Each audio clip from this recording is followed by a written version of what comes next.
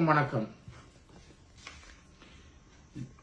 இந்த இலங்கை தீவில் இனப்படுகொலைக்கு உள்ளாகி வரும் எம் மண்ணின் பூர்வீக குடிகளாகிய தமிழர்களின் பாதுகாப்புக்காகவும் அவர்களின் உரிமைகளுக்காகவும் தொடர்ந்து உலக அரங்கில் குரல் கொடுத்து வரும் கனடா அரசாங்கத்திற்கு ஈழத்தமிழ் மக்கள் சார்பில் மனமார்ந்த நன்றிகளை தெரிவித்துக் கொள்கின்றேன்.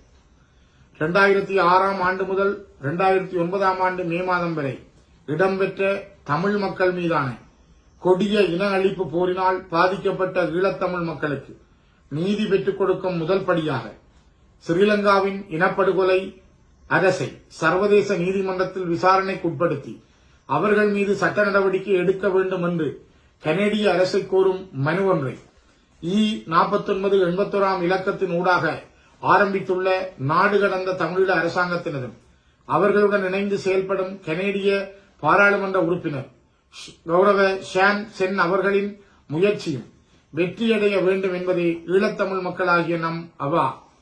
வருடா வருடம் நாம் வலி சுமந்த மே மாதத்தின் 18ஆம் நாளினை தமிழ் ஜெனோசைட் ரிமெம்பரன்ஸ் டே என்று பிரகடனப்படுத்தி அத்தோடு நில்லாமல் இனப்படுகொலையாளிகளான ஸ்ரீலங்காவின் முன்னாள் ஜனாதிபதி மஹிந்த ராஜபக்சே, கோட்டபாய ராஜபக்சே மற்றும் ராணுவ அதிகாரிகள் sergeant Sunil Ratnayake, lieutenant commander Chandana Prasad Kettiarachchi போன்றோருக்கு பயணத்தடை விதித்து தமிழ் மக்களின் நீதி நோக்கிய பயணத்தை பலப்படுத்திய கனேடிய மத்திய அரசு ஸ்ரீலங்கா இனப்படுகொலை அரசினை விரைவில் சர்வதேச நீதிமன்றத்தின் குற்றவாளி கூண்டில் நிறுத்தும் என்று நாம் மிகவும் வினயமாக எதிர்பார்த்து கொண்டிருக்கிறோம் என்பதை இந்த இடத்தில் பதிவு செய்கிறேன்.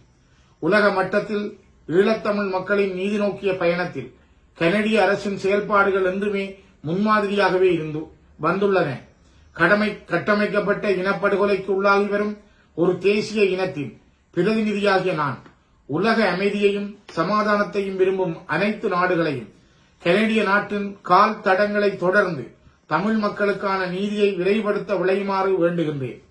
இனப்படுகொலை குற்றத்திற்காக ஸ்ரீலங்கா அரசுக்கு எதிராக சர்வதேச நீதிமன்றத்தில் சட்ட நடவடிக்கை எடுக்க வேண்டும் என்று கனேடிய அரசை கோரும் மனுவான E4981க்கு அனைத்து கனேடிய மக்களையும் ஆதரவு வழங்குமாறு வேண்டி நிற்கின்றேன். நன்றிகள்.